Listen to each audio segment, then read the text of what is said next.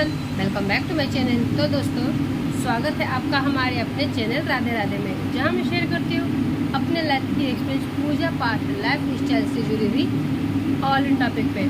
तो दोस्तों, हरे कृष्णा, राधे राधे फ्रेंड्स।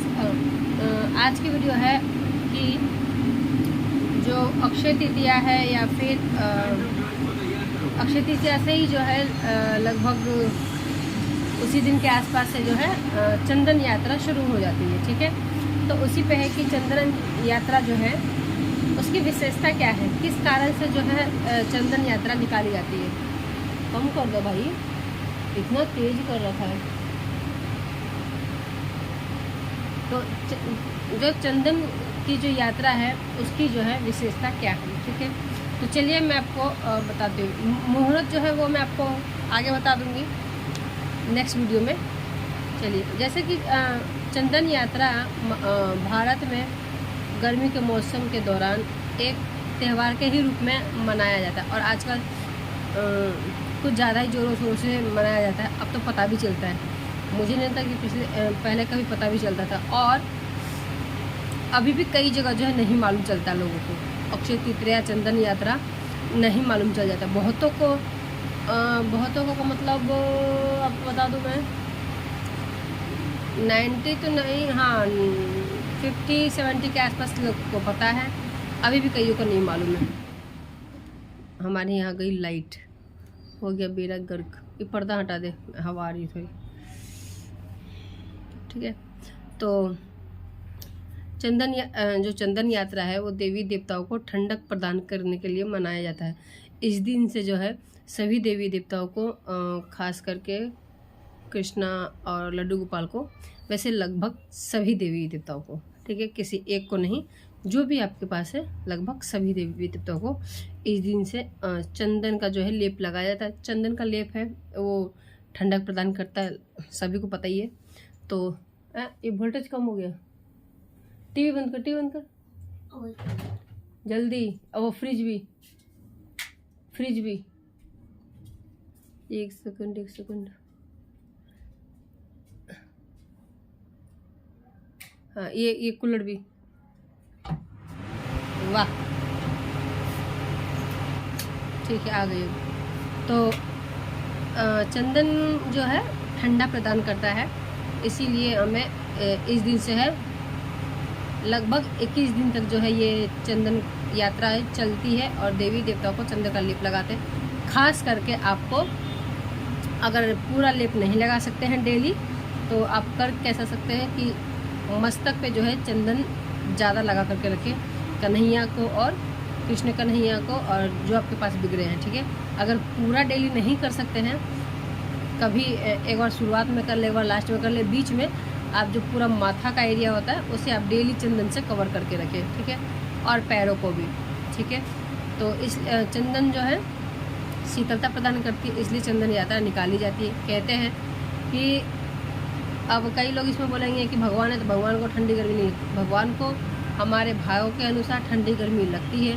कहा जाता है कि जो चंदन यात्रा के दौरान देवताओं को जो चंदन का लेप लगाया जाता है, तो उससे उनकी ही जो है उनको ही शीतलता प्रदान नहीं होती, उससे जो है समस्त जगत का जो है जो प्रभु है उसको शीतलता प्रदान करते हैं। इसीलिए इस दिन से जो है गर्मी भी भीषण गर्मी पड़ती है, और इस बार तो हद से ज़्यादा गर्मी ही पड़ेगी। अभी गर्मी की शुरुआत हुई है और इतनी तगड़ी गर्मी है। हम लोग जैसे कि मैंने बताया, हम लोग सेकंड फ्लोर पे रहते हैं, हमारी तो बैंड बज जाती है, तो गर्मी बहुत ज़्यादा पड़ रही है।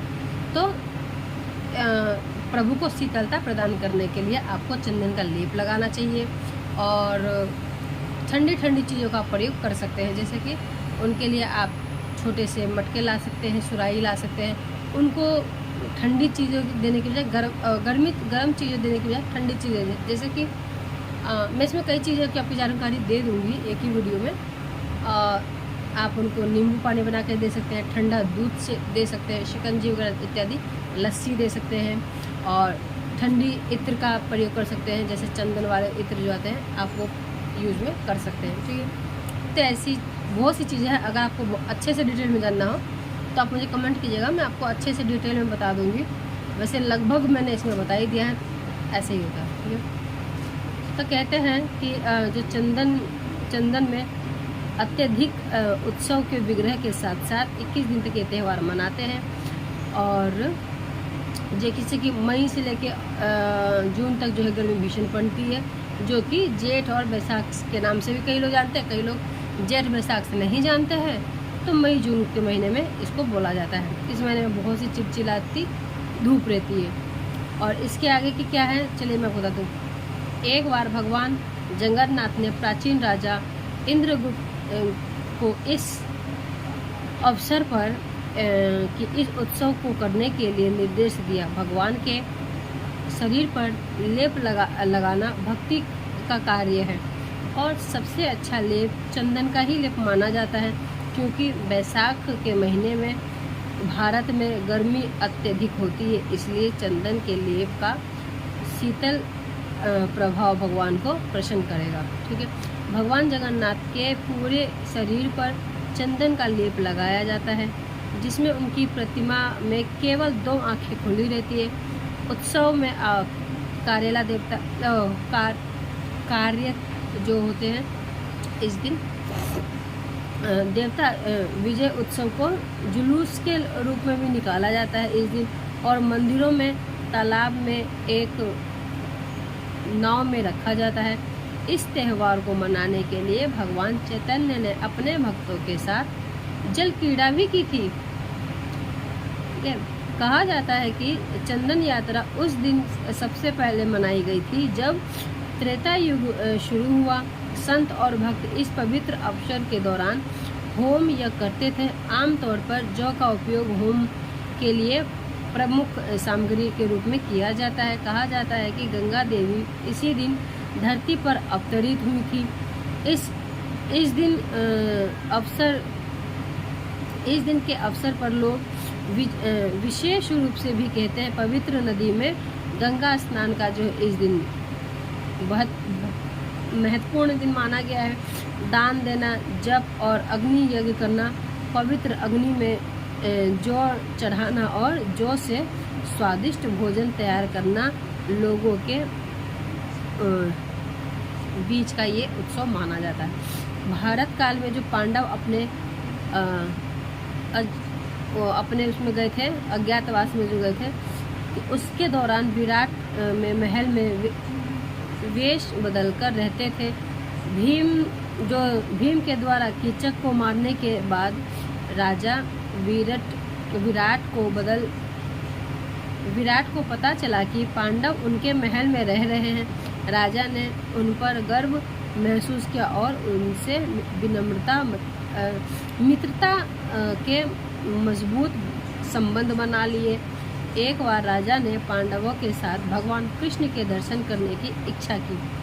युधिष्ठिर ने तब राजा को गर्मी के महीने में भगवान कृष्ण के मनोरंजन के लिए एक झील में नाव यात्रा आयोजित करने के लिए कहा।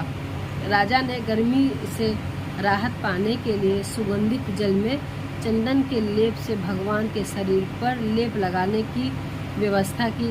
राजा विराट की भक्ति से संतुष्ट होकर भगवान कृष्ण अपने बड़े भाई बलराम के साथ पहुँचे।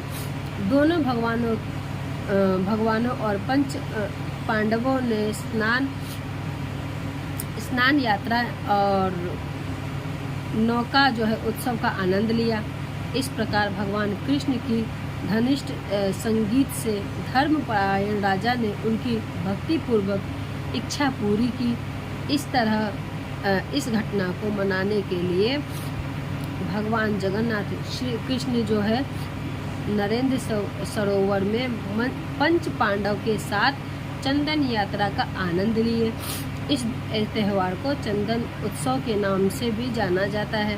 नरेंद्र सरोवर के अस्तित्व से पहले इस उत्सव को बेटा सरोवर जैसे अन्य तालाबों में मनाया जाता है। ठीक है, ये थी इसकी कुछ जानकारी। और भी आगे मैं बता दूँ, ज़्यादा नहीं बताऊँगी, थोड़ी बहुत आपको मैं बता देती हूँ।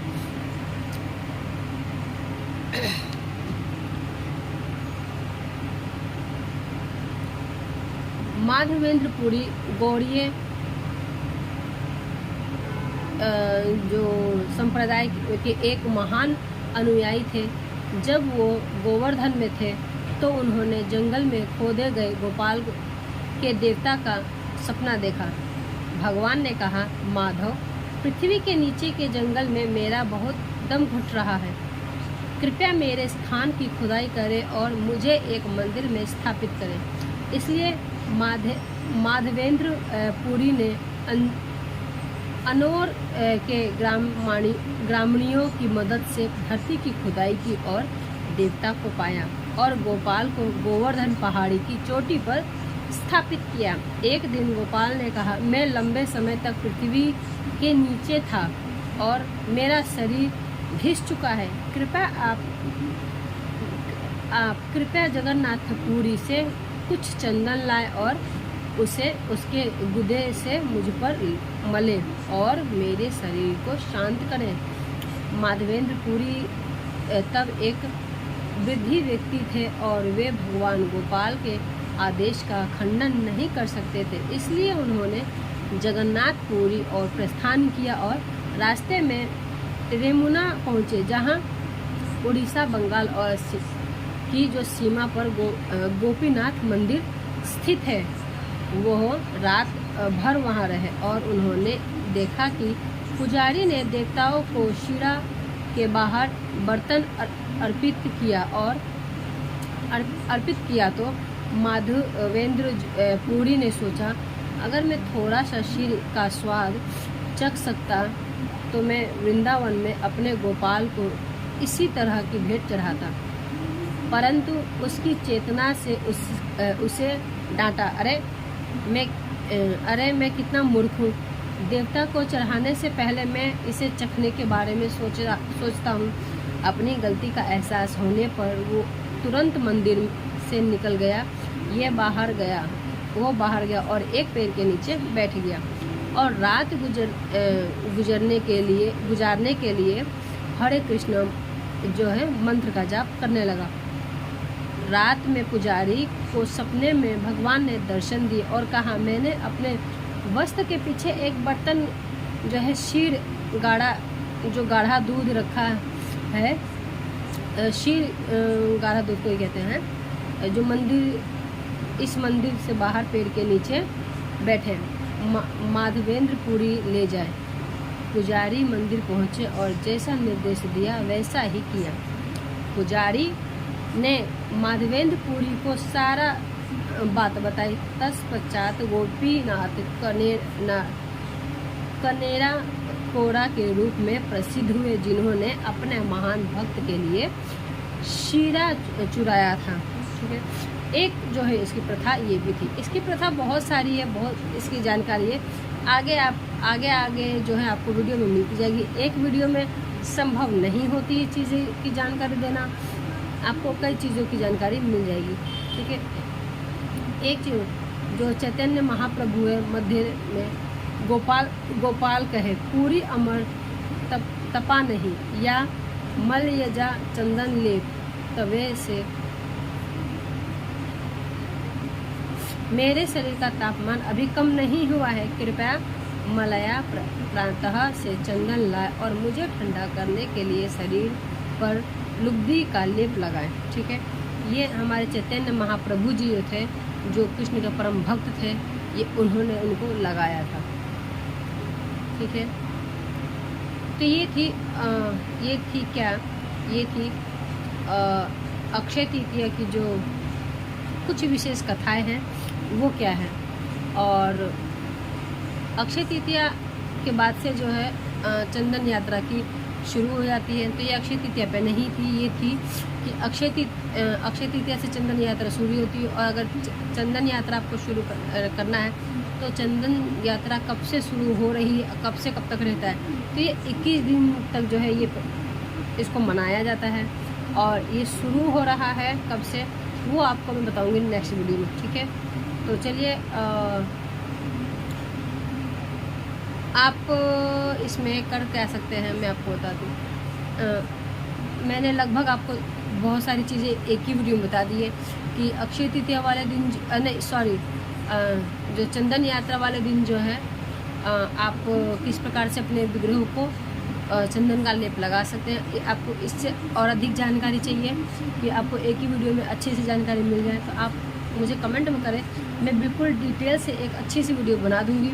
ये थी कि इनकी जो कुछ कथाएं हैं वो किस कथाएं हैं, ये किस लिए मनाई जाती है। तो ये मैंने आपको बताया कि किस लिए मनाई जाती है।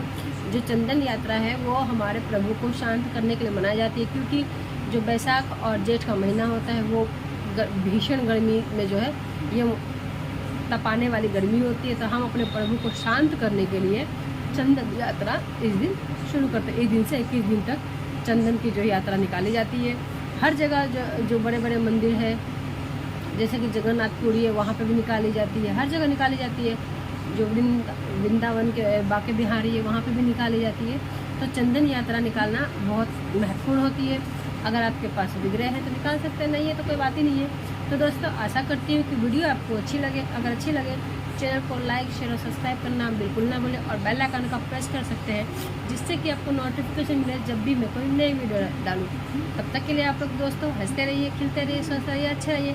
हरे कृष्ण, राधे राधे, बाय बाय दोस्तों। और कमेंट में ज़रूर से ज़रूर पूछें अगर आपका कोई सवाल है चंदन यात्रा को लेकर के, ठीक है। तो चलिए हम मिलते हैं नेक्स्ट वीडियो में। मैं आपको बताऊँ कि जो अक्षय तृतीया है उसकी जो है शुरुआत कब होगी वो नेक्स्ट वीडियो में बताऊँगी।